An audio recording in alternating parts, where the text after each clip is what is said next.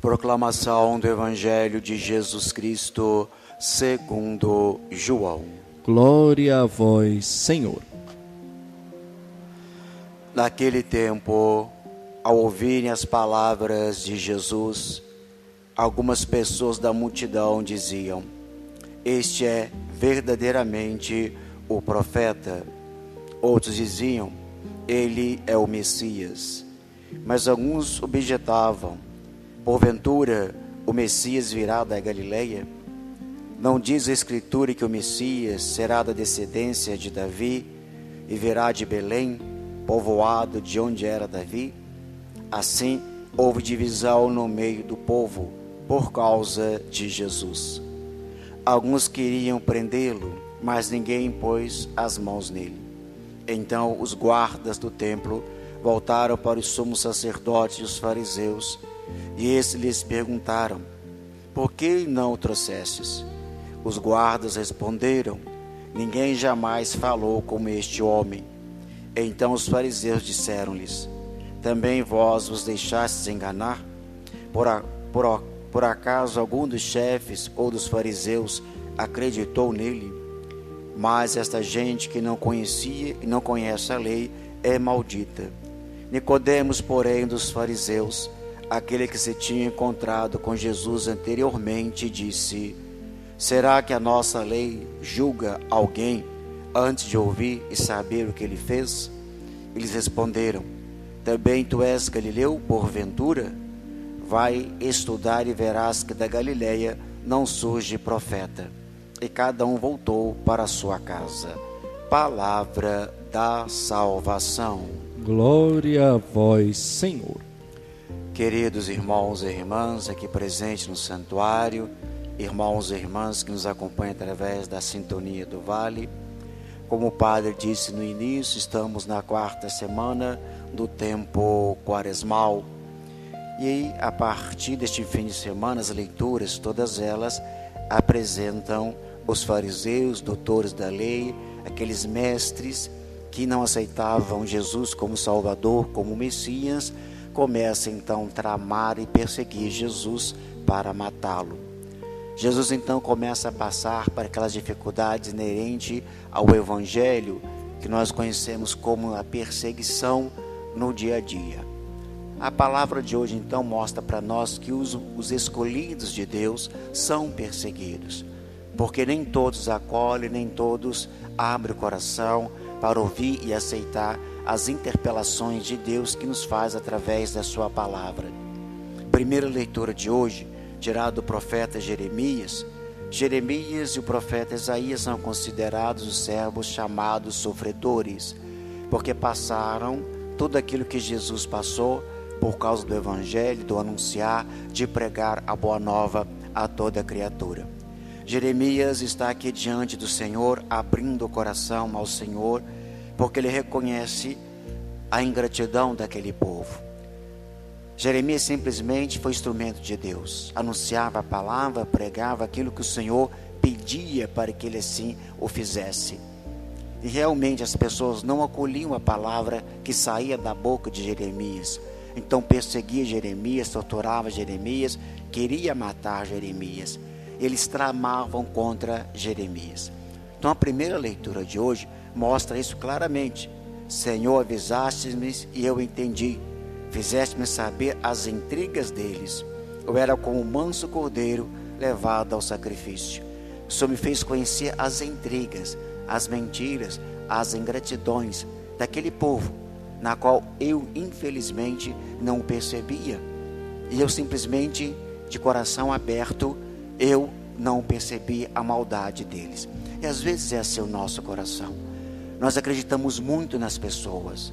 Nós olhamos para as pessoas e às vezes nós não queremos ver a maldade nelas. A gente olha para as pessoas, a gente olha e percebe que aquela pessoa ali, ela não vai fazer mal para você. A gente olha para aquelas pessoas que convivem conosco, nós achamos que ela nos ama, nós achamos que ela gosta da gente, nós achamos que ela estende os braços para nós e que todo momento, a todo instante, ela vai estar ali para nos ajudar quando assim nós precisarmos. Mas a realidade, ela não é bem assim. Quantas vezes nós nos decepcionamos, não é verdade? com as pessoas que estão ao nosso redor. Quantas vezes nós dizemos assim: eu coloco as mãos no fogo por fulano de tal, não é verdade? Eu conheço fulano de tal como a palma da minha mão. E muitas vezes você se depara com situações complicadas e difíceis. Agora, o que mais nos dói, o que mais nos entristece, é que muitas vezes as pessoas que fazem isso conosco, convivem conosco, estão ao nosso redor, está na mesma igreja que a gente, está na mesma pastoral, está no mesmo movimento, comunga, enfim, está no mesmo métier, como nós dizemos assim, né? Que convive conosco. Nós não esperamos isso. Você espera isso de alguém que é ministro da palavra?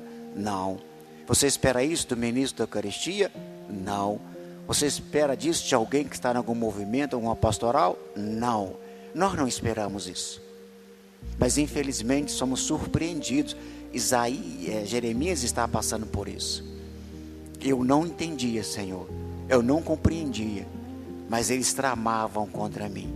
Quer dizer, Jeremias acreditava, mas por detrás daquelas pessoas que ele acreditava, estava tramando para matá-lo. Mas ele confia unicamente na justiça de Deus. É o que ele fala no final: eu creio na sua justiça, Senhor. A sua justiça prevalecerá, porque eu não farei justiça com minhas próprias mãos, porque tu estás vendo tudo isso que eu estou passando. Então a justiça de Deus é uma justiça justa. Então, se nós estamos sendo caluniados, defamados, ou qualquer coisa negativamente que vem contra nós, entregamos tudo isso ao coração de Deus, deixando que a justiça de Deus prevaleça. Nós não devemos julgar, não devemos fazer nada, simplesmente aceitamos como prova de conversão, de transformação, e colocamos no coração de Deus tudo isso. Deus está vendo tudo aquilo que a gente faz. Deus vê tudo.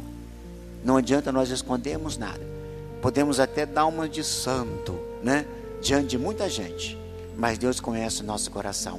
Tem muita santidade falsa por aí. Tem muita gente que reza, olha, mas na verdade está longe de ser imagem e semelhança de Deus. É os hipócritas que o Senhor fala. São os fariseus que o Senhor fala, que conhece a lei, conhece tudo, mas as suas atitudes são contrárias à vontade de Deus. E isso está presente no Evangelho. As pessoas ainda não perceberam que era Jesus, não entenderam que diante dele estava o Messias, o enviado do Pai. Os fariseus então criticam ainda aquelas pessoas que o seguiam, dizendo: pode vir alguém, algum profeta da Galileia? Não vem. Então aquelas pessoas não se abriram para o coração de Jesus, e simplesmente então começaram a tramar a morte de Jesus para calar Jesus. E assim continuamos até hoje. Muitos de nós não acolhemos a palavra de Deus ainda. Somos contra aos ensinamentos da palavra de Deus. E a conversão não vem, a transformação não vem, a cura muito menos.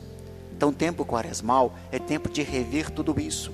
As nossas atitudes erradas, os nossos pensamentos errados, tudo aquilo que nós sabemos que não é da vontade de Deus. No tempo quaresmal precisamos nos esforçar para tirar do coração, para que a nossa vida seja uma vida espelhada na vontade de Deus, não na vontade do homem, não na vontade da carne, mas na vontade do Espírito.